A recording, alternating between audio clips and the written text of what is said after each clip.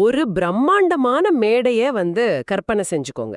சுற்றிலும் ஆயிரக்கணக்கான மக்கள், கரகோஷம், காத பிளக்குது.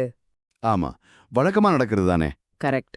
அங்க மேடையில நிக்கிற ஒரு அமைச்சர் மைக்க பிடிச்சு, அடுத்த 6 மாசத்துல உங்க மாவட்டத்துக்கு ஒரு மாபெரும் மல்டி ஸ்பெஷாலிட்டி மருத்துவமனையை கொண்டு வருவேன் அப்படின்னு ரொம்ப ஆவேசமா அறிவிக்கிறாரு. மக்களும் அப்படியே ஆரவாரம் பண்றாங்க. ஓஹோ, ஆனா அதுக்கப்புறம் என்ன நடக்கும்னு நினைக்கிறீங்க? அதுதான் கேள்வியே. அடுத்த நாள் காலையில தலைமைச் செயலகத்துல இருக்கிற தன்னோட ஏசி ரூமுக்கு அந்த அமைச்சர் போறாரு. ஒரு பேப்பரை எடுத்து மருத்துவமனை கட்டவும் அப்படின்னு கையெழுத்து போட்டா உடனே வேலை தொடங்கிடுமா? கண்டிப்பா இல்ல. சொல்லப்போனா அவரோட உண்மையான போராட்டமே அங்கதான் தொடங்குது. ஆமா, அதத்தான் உங்களுக்காக பிரத்யேகமா உருவாக்கப்பட்ட இந்த ஆழமான அலசல்ல நாம தோலுரித்து பார்க்க போறோம். திரைக்கு பின்னால் நடக்கும் ஆட்சி அதிகாரத்தோட உண்மையான முகம் என்ன? அமைச்சர்கள் நிஜமாவே அதிகாரம் படைத்தவர்களா, இல்ல வெறும் ரிப்பன் வெட்டுற பொம்மைகளா? இதத்தான் நம்ம திரட்டியுள்ள தரவுகளின் அடிப்படையில இன்னைக்கு அலச போறோம். இது ரொம்ப முக்கியமான, அதே சமயம் பலருக்கும் தெரியாத ஒரு ஏரியா அப்படின்னு தான் சொல்லணும். ஏன்னா செய்திகள்ல நாம பாக்குறதெல்லாம் அந்த மேடை பேச்சுக்களை மட்டும்தான் இல்லையா? கரெக்ட். அவங்களுக்கு உண்மையான பவர் என்ன இருக்குன்னு நமக்கு தெரியாது. ஆமா, ஒரு அமைச்சருக்கு நிர்வாக ரீதியா, அரசியல் ரீதியா, அப்புறம் நிதி ரீதியா உள்ள அதிகாரம் என்ன, அந்த அதிகாரம் எங்கே முடிகிறது, எங்கே அதிகாரிகளோட கைகள் ஓங்குகிறது அப்படின்னு புரிஞ்சுக்கிட்டாதான் இந்த அரசாங்கம் அப்படிங்கிற மாபெரும் இயந்திரம் நிஜத்துல எப்படி இயங்குதுன்னு நாம முழுமையா புரிஞ்சுக்க முடியும். அரசாங்கம்னா முதலமைச்சரோட கட்டுப்பாட்டுல இருக்கிறது தானே. ஆனா அவருக்கு கீழே இருக்கிற ஒவ்வொரு துறைக்கும் ஒரு அமைச்சர் இருக்கிறாங்க. இவங்களுக்கான பொறுப்புகள் என்ன அப்படின்னு பார்க்கும்போது தரவுகள்ல உள்ள சில விஷயங்கள் எனக்கு ரொம்ப ஆச்சரியமா இருந்துச்சு. எந்த மாதிரி விஷயங்கள்? அதாவது இப்போ சுகாதாரத்துறையை எடுத்துக்கும். வெறும் மருத்துவமனை கட்டடம் கட்டுறது மட்டும்தான் அமைச்சரோட வேலையா? அதுக்கு பின்னாடி வேற என்ன இருக்கு? மருத்துவமனை கட்டுறதுங்கிறது ஒரு சின்ன பகுதி மட்டும்தான். அதை விட முக்கியமான விஷயம் பாலிசி டெசிஷன், அதாவது கொள்கை முடிவு. ஓ, கொள்கை முடிவுன்னா ஒரு மாநிலத்தோட சுகாதாரத்துறை அமைச்சர் எந்த மாதிரியான முடிவுகள் எடுக்கிறார் அப்படிங்கறத பொறுத்துதான் அந்த மாநில மக்களோட ஆரோக்கியமே இருக்கு. உதாரணமா, அரசிடம் ஒரு 100 கோடி ரூபாய் நிதி இருக்குன்னு வச்சுக்குவோம். சரி. அந்த 100 கோடியை வச்சு சென்னையில மட்டும் ஒரு பெரிய சூப்பர் ஸ்பெஷாலிட்டி மருத்துவமனையை கட்டலாமா, அல்லது அந்த பணத்தை பிரிச்சு மாநிலம் முழுக்க இருக்கிற ஒரு 100 கிராமங்கள்ல சின்ன ஆரம்ப சுகாதார நிலையங்களை கட்டலாமா? ஆஹா, ரெண்டுமே மக்களோட பணம் தான். ஆமா, ஆனா எதற்கு முன்னுரிமை கொடுக்கணும்னு முடிவு செய்யறது அந்த அமைச்சரோட கொள்கை அதிகாரம். அது மட்டும் இல்ல, எந்த மருத்துவ காப்பீட்டு திட்டத்தை அறிமுகப்படுத்துறது, அரசு மருத்துவமனைகள்ல மருத்துவர்கள் நர்ஸ்களை எப்படி நியமிக்கிறதுன்னு அத்தனை முடிவுகளுக்கும் ஆணிவேரா அமைச்சர் தான் இருக்காரு. ஓ, இப்ப புரியுது. அதாவது ஒரு அமைச்சர் எடுக்கிற முடிவு ஒரு கட்டடத்தை மட்டும் இல்லாம ஒட்டுமொத்த சிஸ்டத்தையுமே பாதிக்குதுன்னு சொல்றீங்க. கண்டிப்பா. இதே பள்ளி கல்வித்துறைக்கும் பொருத்தி பார்க்கலாமா? ஏன்னா கல்வித்துறையில நடக்கிற மாற்றங்கள் ஒரு தலைமுறையையே பாதிக்கும் இல்லையா? 100%. ஆமாங்க. இப்ப நீங்க ஒரு பள்ளி குழந்தைக்கு பெற்றோரா இருந்தா இந்த கல்வி அமைச்சரோட அதிகாரம் உங்களை நேரடியாவே பாதிக்கும். இப்ப பாத்தீங்கன்னா சிலபஸ், அதாவது பாடத்திட்டம் எப்படி இருக்கணும், அதுல எந்த மாதிரி வரலாற்று நிகழ்வுகள் வரணும், எதை நீக்கணும், இதெல்லாம் வெறும் ஆசிரியர்கள் எடுக்கிற முடிவு கிடையாதா? கிடையவே கிடையாது. அதற்கான கல்விக் குழுக்களை அமைக்கிறது கல்வி அமைச்சரோட அதிகார வரம்புக்குள்ள தான் வருது. புதிய கல்விக் கொள்கையை ஏத்துக்கிறதா வேண்டாமா, பப்ளிக் எக்ஸாம் எந்த முறையில் நடத்துறது, பல்லாயிரக்கணக்கான டீச்சர்ஸ் போஸ்டிங்கை எப்போ எப்படி நிரப்புறதுன்னு மாநிலத்தோட எதிர்காலத்தையே தீர்மானிக்கிற அதிகாரம் கல்வி அமைச்சருக்கு உண்டு. போக்குவரத்து துறையும் இந்த வரிசையில தான் வரும்னு நினைக்கிறேன். அரசு பேருந்து கட்டணத்தை உயர்த்துறது எப்பவுமே ஒரு பெரிய அரசியல் சிக்கலான விஷயமாச்சே. போக்குவரத்து துறை ரொம்ப சவாலான ஒரு களம். ஒரு பக்கம் மக்களுக்கான சேவை, மறுபக்கம் நஷ்டத்துல ஓடுற போக்குவரத்து கழகங்கள். ரெண்டையும் பேலன்ஸ் பண்ணணும். ஆமா, ஒரு அமைச்சர் புதிய பேருந்துகளை வாங்கணும், மாடர்ன் வசதிகளை கொண்டு வரணும்னா அதுக்கு கட்டணத்தை உயர்த்தி ஆகணும். ஆனா கட்டணத்தை உயர்த்தினா மக்களோட கோபத்துக்கு ஆளாக நேரிடும். அது ரொம்ப ரிஸ்கான முடிவு. அதான், எங்க புதிய ரூட் உருவாக்குறது, எந்த கிராமத்துக்கு பஸ் விடுறது அப்படிங்கிற முடிவுகள் நேரடியாகவே மக்களோட அன்றாட பொருளாதாரத்தை பாதிக்கும். இதுல எந்த முடிவு எடுத்தாலும் அது அரசியல் லாப நஷ்டமா மாறிடும். சரி, இத கொஞ்சம் விரிவா பார்ப்போம். நீங்க சொன்ன இந்த சுகாதாரத்துறை, கல்வித்துறை, போக்குவரத்து துறை எல்லாமே பெரிய துறைகள் தான். ஆனா இந்த தரவுகளை ஆழமா படிக்கும்போது ஒரு விஷயம் ரொம்ப தெளிவா தெரியுது. என்ன விஷயம்? இந்த எல்லா அமைச்சர்களை விட நிதித்துறை அமைச்சருக்கு, அதாவது ஃபைனான்ஸ் மினிஸ்டருக்கு இருக்கிற அதிகாரம் ஏதோ ஒரு சூப்பர் பவர் மாதிரி தெரியுதே. இது எப்படி சாத்தியம்? இத நாம அரசாங்கத்தோட கதவு அப்புறம் சாவி அப்படின்னு புரிஞ்சுக்கலாம். கதவு சாவியா? ஆமா, மத்த அமைச்சர்கள் எல்லாம் திட்டங்களை உருவாக்குற கதவுகள்னா நிதி அமைச்சர் அப்படிங்கிறவரு அந்த அத்தனை கதவுகளையும் திறக்கிற பிரதான சாவி. ஓஹோ. இப்ப பாத்தீங்கன்னா ஒரு பள்ளிக்கல்வித்துறை அமைச்சர் 1000 புதிய பள்ளிகளை கட்டணும்னு ஒரு சூப்பரான திட்டத்தை ரெடி பண்ணலாம். போக்குவரத்து அமைச்சர் 5000 எலக்ட்ரிக் பஸ் வாங்கணும்னு முடிவு பண்ணலாம். ஆனா இந்த திட்டங்கள் எல்லாம் வெறும் பேப்பர் தான். நிதி அமைச்சர் ஓகே சொல்ற வரைக்கும். கரெக்ட். நிதித்துறை அமைச்சர் அதுக்கு ஒப்புதல் அளிக்கும் வரைக்கும் அதெல்லாம் காகிதம் தான். ஒவ்வொரு வருஷமும் பட்ஜெட் போடும்போது எந்த டிபார்ட்மெண்ட்டுக்கு எவ்வளோ பணம்னு முடிவு செய்யற பட்ஜெட் எஸ்டிமேட் நிதி அமைச்சரால தான் இறுதி செய்யப்படுது. அப்படின்னா பணம் ஒதுக்குனதுக்கு அப்புறம் பிரச்சனை இல்லையா? அங்கேயும் இருக்கு. திட்டத்துக்கு நிதி ஒதுக்கப்பட்டாலும் அதை எப்போ ரிலீஸ் பண்றது அப்படிங்கிற அதிகாரமும் ஒரு கையில தான் இருக்கு. கொஞ்சம் பொறுங்க, எனக்கு இங்க ஒரு குழப்பம் வருது. நிதி அமைச்சருக்கு இவ்ளோ அதிகாரம் இருந்தா மத்தவங்களோட நிலைமை என்ன? அதாவது ஒருவேளை நிதி அமைச்சர் இல்ல உங்க துறைக்கு நான் பணம் தர மாட்டேன்னு சொல்லிட்டா மத்தவங்க சும்மா வேடிக்கை பார்க்கணுமா? அப்படி இல்ல. இது புரிஞ்சுக்க ஒரு ஒப்புமை சொல்றேன். அரசாங்கத்தை ஒரு பெரிய தண்ணீர் பைப் சிஸ்டம்னு வச்சுக்குவோம். அமைச்சர் தண்ணீர் எங்க போகணும்னு முடிவு செய்யறவர். அதிகாரி பைப் போடுறவர்னா நிதி அமைச்சர் தான் மெயின் வால்வை கண்ட்ரோல்ல வச்சிருக்காரா? மிக சரியான ஒப்புமை. மெயின் வால்வை திறக்காம எந்த பைப்பிலும் தண்ணீர் வராது. ஆனா இது எப்படி நிஜத்துல வேலை செய்யுதுன்னு பார்த்தா இது ஒன்னும் தனிச்சான சர்வாதிகாரம் கிடையாது. அப்படியா? பின்ன எப்படி நடக்கும்? நடைமுறையில ஒரு ஃபைல் எப்படி மூவ் ஆகுதுன்னு பார்த்தா உங்களுக்கு இந்த மெக்கானிசம் புரியும். ஒரு அமைச்சர் நேரடியாக இந்த இடத்துல உடனே 100 கோடி ரூபாய்க்கு பாலம் கட்டுங்க அப்படின்னு ஒரு ஃபைல்ல கையெழுத்து போட்டு உத்தரவு போட முடியாது. ஓ ஆமாம், அரசாணைன்னு ஒண்ணு வேணும் இல்லையா? ஆமா, அரசாங்கத்துல ஒவ்வொரு முடிவுக்கும் ஜிஓ, அதாவது அரசாணை வெளியிடப்படணும். அந்த ஜிஓ எப்படி உருவாகுது தெரியுமா? அதுதான் நானும் கேட்க நினைச்சேன். இந்த தரவுகள்ல பியூரோக்ரசி, அதாவது அதிகார வர்க்கம் அப்படிங்கிற வார்த்தை அடிக்கடி வருது. அப்ப ஐஏஎஸ் அதிகாரிகள் இல்லாம ஒரு ஃபைல் நகரவே நகராதா? கொஞ்சம் கூட நகராது.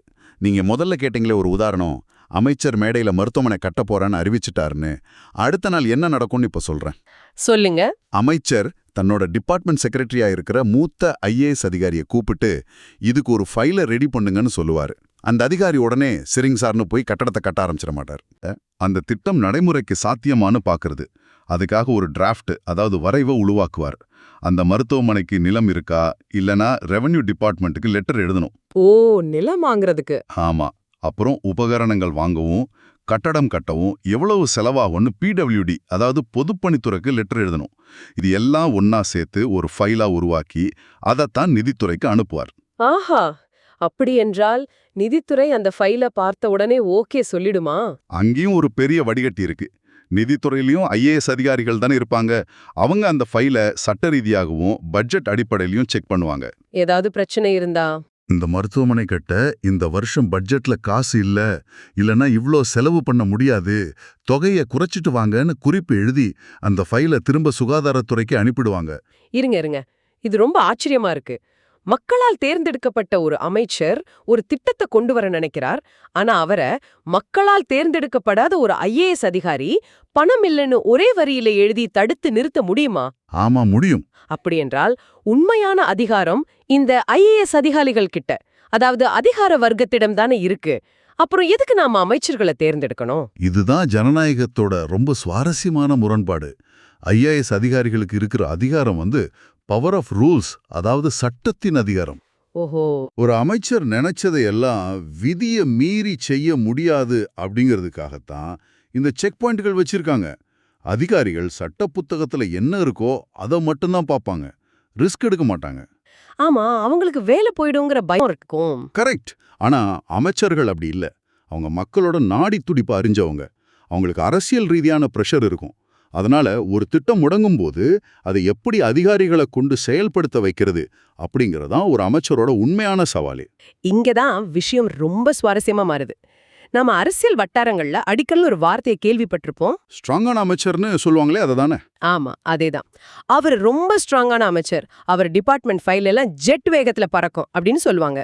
இந்த ஸ்ட்ராங்கான அமைச்சர் அப்படிங்கறதோட உண்மையான அர்த்தம் என்ன? அவர் என்ன அதிகாரிகளை மிரட்டி வேலை வாங்குறாரா? நிச்சயமா இல்ல. ஒரு ஐஏஎஸ் அதிகாரிய யாரும் மிரட்டி கையெழுத்து வாங்க முடியாது. ஏன்னா நாளைக்கு ஏதாவது சட்ட சிக்கல் வந்தா முதல்ல அதிகாரியோட வேலை தான் போகும். அப்ப எப்படி அந்த ஃபைல் பாஸ் ஆகுது?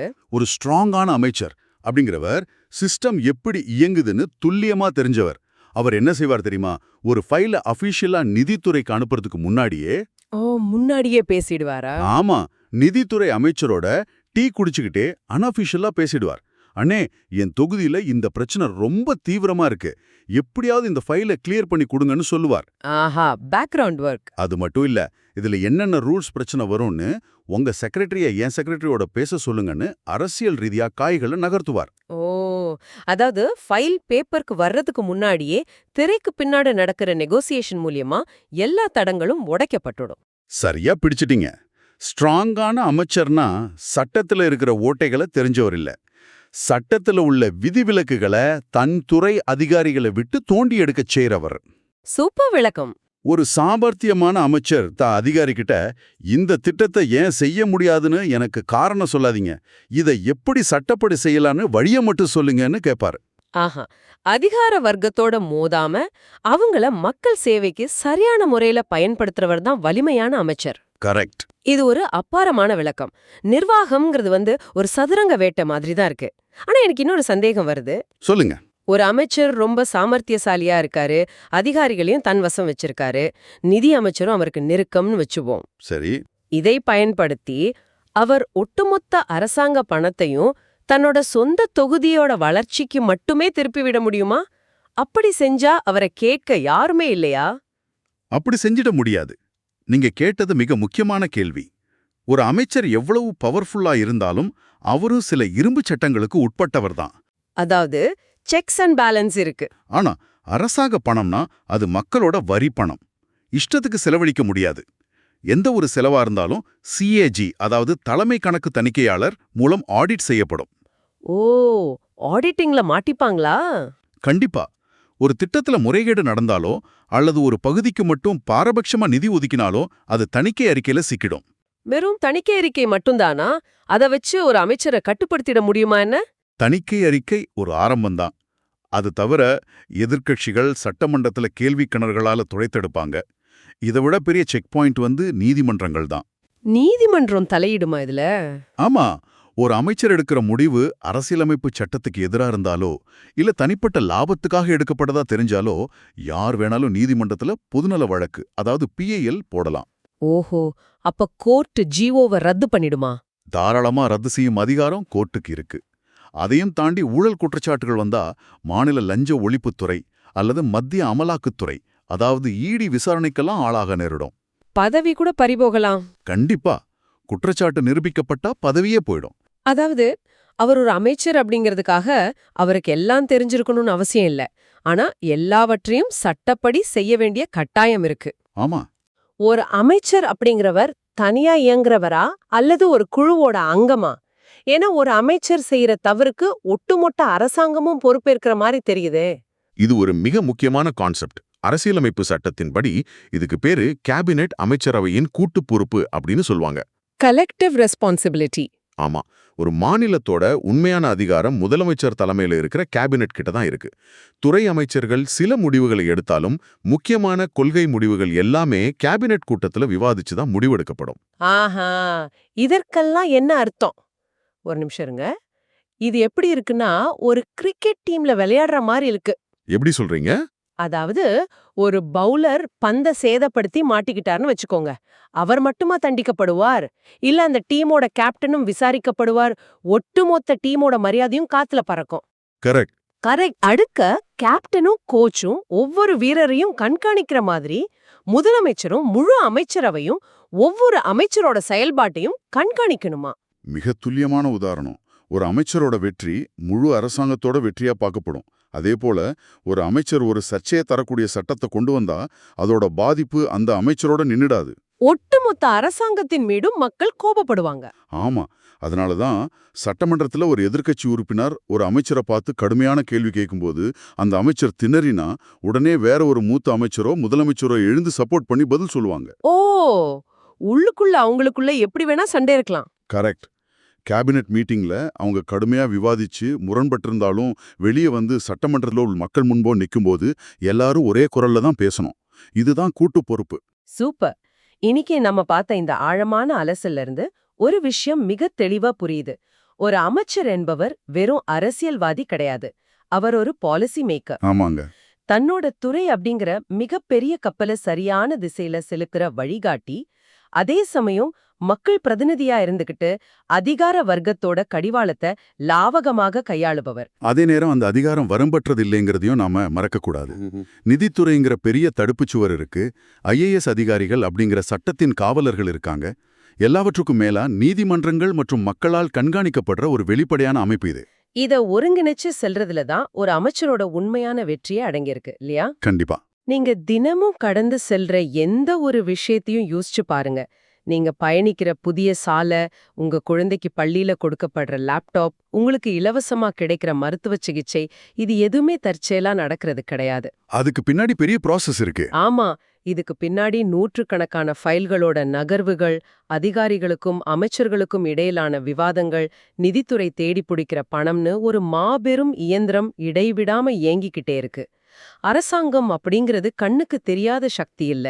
அது நாம தேர்ந்தெடுத்த இந்த அமைச்சர்கள் எடுக்கிற அல்லது எடுக்க தவறுற முடிவுகள்ல தான் முழுமையா அடங்கியிருக்கு. 100% உண்மை. ஆனா இறுதியா இந்த தரவுகளை வச்சுக்கிட்டு நான் உங்ககிட்ட ஒரு சிந்தனையை முன்வைக்க விரும்புறேன். ஒரு அரசியல்வாதிக்கும் ஒரு அதிகார வர்க்கத்தினருக்கும் இடையே சுமூகமான உறவு இருக்கணும்னு பார்த்தோம். ஆமா. ஆனா இரு தரப்புக்கும் இடையே சித்தாந்த ரீதியாகவோ அல்லது கொள்கை ரீதியாகவோ ஒரு கடுமையான முரண்பாடு வரும்போது என்ன நடக்கும்? அது ஒரு பெரிய சிக்கல் தானே. உதாரணமா, மக்களோட வாக்குகளை பெற்ற ஒரு சோஷலிஸ்ட் சிந்தனை கொண்ட அமைச்சர் ஏழை மக்களுக்கு எல்லாவற்றையும் இலவசமா கொடுக்கணும்னு நினைக்கிறார். ஆனா நிதி விதிகளின்படி இயங்குற ஒரு அதிகாரி இப்படி செஞ்சா மாநிலம் தீவாளாகிடும், இது ரூல்ஸுக்கு எதிரானது அப்படின்னு முட்டுக்கட்ட போடுறாருன்னு வச்சுக்குவோம். ஓ, டைரக்ட் கிளாஷ். ஆமா, இவங்களுக்குள்ள இந்த முரண்பாடு முற்றி போய் பெரிய விரிசல் ஏற்பட்டா அந்த துறையோட செயல்பாடுகள் முற்றிலுமா முடங்கி போகுமா? யார் சொல்றது இறுதியா வெல்லும்? மக்களோட உணர்வுகளா அல்லது காகிதத்துல எழுதப்பட்ட சட்டங்களா? ரொம்ப ஆழமான கேள்வி இது. அல்லது நமது அரசியலமைப்பு சட்டம் இவங்கள வேற வழி இல்லாம ஒரு சமரசத்துக்கு வர கட்டாயப்படுத்துமா?